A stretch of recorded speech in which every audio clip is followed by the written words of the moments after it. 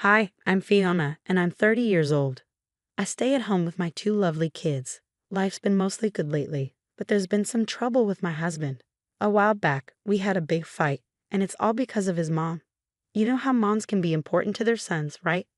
Well, sometimes it feels like she's a bit too involved. My husband is what you might call a mama's boy, and it can be tough to deal with sometimes. Our argument went like this. Fiona, can you come here for a minute? Sure, what's up? I need to talk to you. Please sit down. Is everything all right? Yes, everything's okay. I just wanted to talk about how we need to spend less money on some things at home. Is everything all right with your job? Yeah, work's fine. Don't worry. I just decided we need to spend more on something important, so we have to cut back on other stuff. Okay, what's the new expense? He took a deep breath, like he knew I wouldn't like what he had to say. I'm going to start giving Mom some money every month. It won't be a lot, but she's getting older and she needs some extra cash. I felt unsure and puzzled. It didn't seem right to me to give money to someone who already had plenty. My mother-in-law, Rita, had a successful business, and since she was a widow and her kids had moved out, she didn't need more money. I told my husband how I felt about it, but he tried to reassure me. How much money are we talking about? Don't worry about it. Excuse me? I'm the one managing the household, so I need to know. How much? I'm going to send her $4,000 every month. I was shocked. $4,000 a month? That seemed crazy to me, considering that's what many people spend in total each month. He'd be giving her all that money for basically nothing. I tried to argue with him, saying it wasn't possible, but he wouldn't budge. Our argument got so bad that we ended up sleeping in different beds that night. We're well off, but I always try to be smart with our money so we don't waste it. Giving someone $4,000 a month for no good reason, just because she's my mom and I love her, adds up to $48,000 a year. That money could go towards our kids' college funds, their savings accounts, our health insurance, or even better, it could go to people who actually need it, like charities. I tried explaining this to him, but he wasn't willing to listen. 5 months passed since he began sending money to his mother, and to add insult to injury, he wanted me to be the one to send it to her. It felt like he was trying to punish me and show that he'd always put his mother first. But thankfully, his arrogant behavior wouldn't last forever. I stumbled upon something shocking. It all began when my mother-in-law visited us 3 months after she started getting the allowance. Hello, Fiona. How's my favorite daughter-in-law? I'm doing well, thank you. How about you? Oh, I'm feeling so much better ever since Adam started sending me money. I was struggling a bit before, you know. The business wasn't doing as well as I hoped, but I didn't want to ask for help. I guess Adam just sensed it. It's like our special mother-son connection. I felt terrible hearing this. How could I deny her the money she needed? I always thought she was fine, but she wasn't. She started to cry, and I comforted her. I've always been okay with sharing money with those who need it, and Rita clearly did. Also, I thought. After a heart-to-heart talk, I noticed something strange. Rita started talking about going on luxury trips now that she had extra money. It didn't make sense to me. If she needed money, why talk about trips?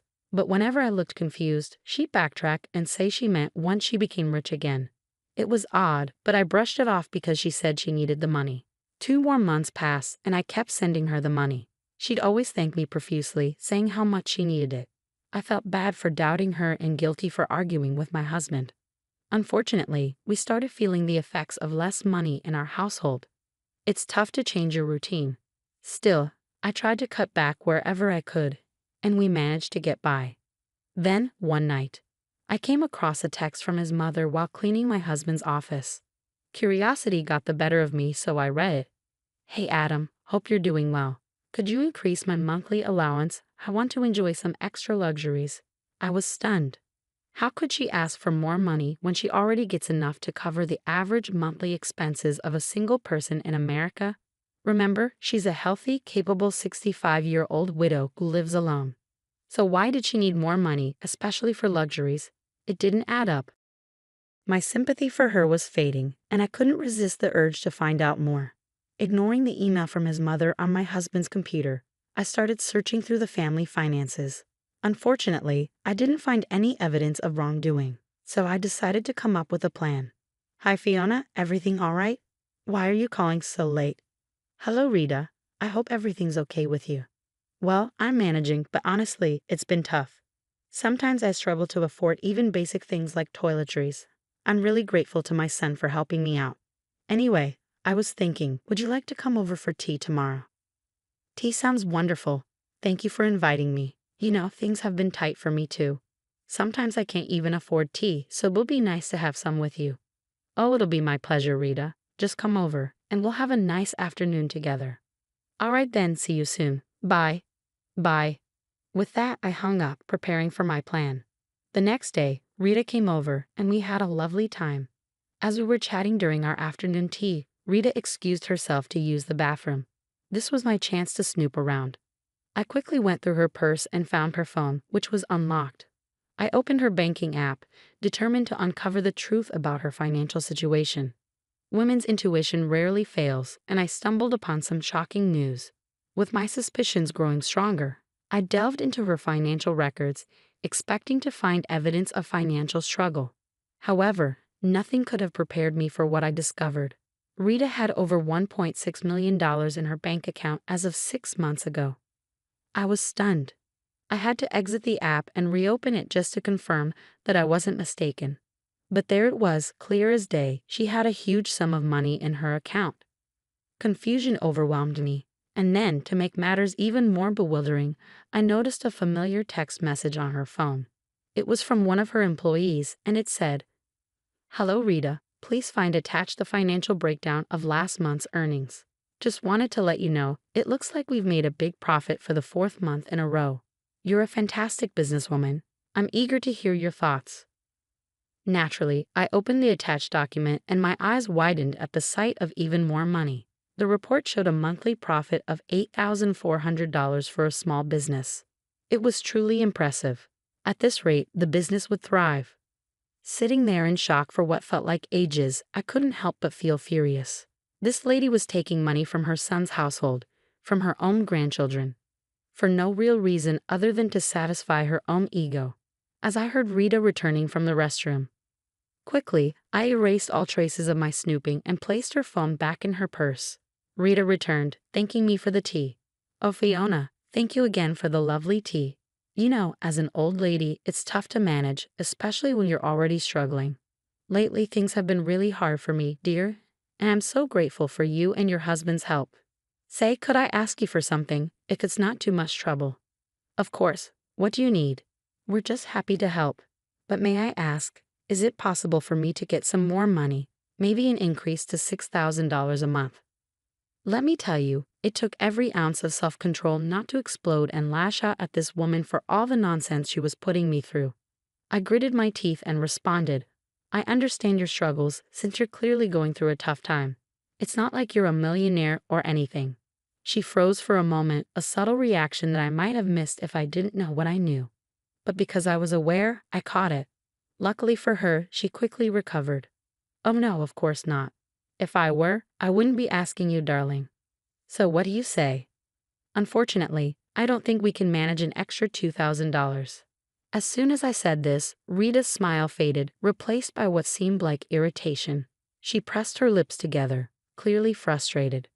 "Oh, that's all right, no problem. Well, I have to leave now, so let's catch up again soon." She left in a hurry, almost as if she had just been rejected by a lover and wanted to escape to avoid embarrassment. Now, knowing she was a liar and a thief, any sympathy I had for her vanished.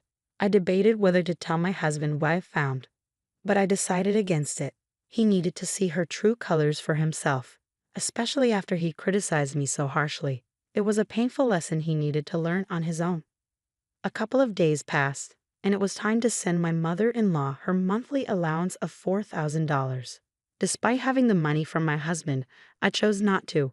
I wanted her to feel the shock and disappointment when the money didn't arrive later that day. It would be a wake-up call she sorely needed. Just as I anticipated, my husband called me a couple of hours later. "What's going on?" "What do you mean?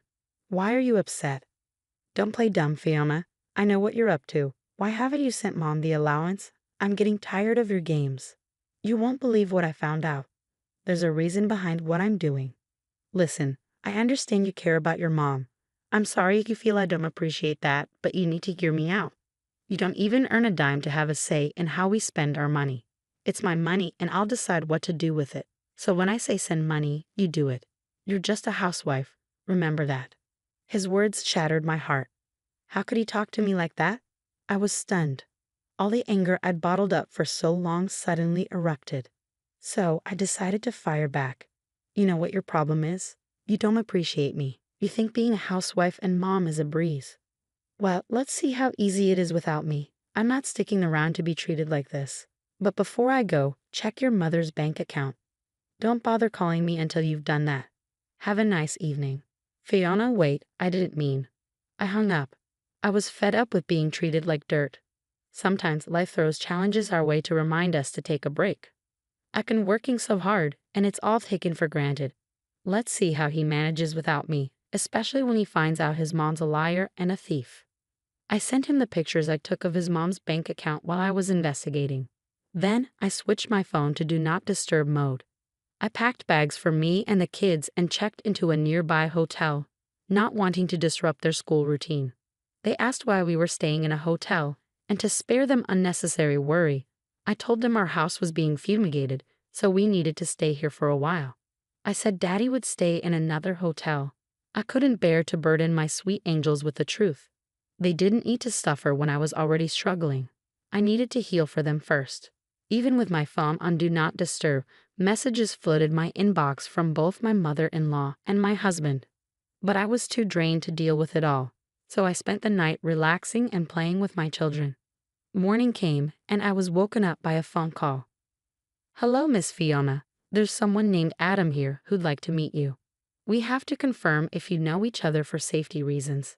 "Yes, I know him. He's my husband. You can let him know my room number." Adam arrived at my door, and I opened it. He immediately hugged me tightly, squeezing me tightly. "Oh my gosh, I'm so sorry for everything. I saw the evidence you sent me, and you were right not to give her any more money." He began to cry in my arms, and I comforted him. I invited him into the room, and we started talking. "Darling, I'm so sorry for everything. I'm glad you realized what was going on. Can you tell me what happened?" Just then, my mother-in-law called. I decided to answer it. "Hello. How dare you invade my privacy like that? I could sue you, you know." "Do you even need the money? How dare you try to ruin my reputation in front of my son? It doesn't matter. He loves me, and he'll do whatever it takes to make me happy. You think he'll stop sending me money? Ha, you must be delusional. You think he'll listen to a mere housewife? You're sorely mistaken. Yes, I have money. I always had money since my husband passed away. I just like to control Adam sometimes so he doesn't get too arrogant. He needs to remember that mommy comes first." The voice on the phone wasn't my mother-in-law's. It was like a monster, so different and filled with malice. Her yelling woke up the children. "So, you're not bothered by how your selfishness has disrupted this household? You don't care that Adam and I have been arguing because of your actions. You don't even care that you've been stealing from your own son and grandchildren. Oh, come on, you two are headed for divorce anyway. I can't wait for that. They'll come home to me eventually. And as for those kids, well, I guess I don't really care." "Mom, that's incredibly cruel." "Adam, honey, listen. I didn't mean it. Did you hear all of that?" "Adam, my love." "Nope, that won't work on me this time. I've seen your true colors, and I've had enough. You've made the past few months hell for me and Fiona. How could you manipulate me like that? I'm your son.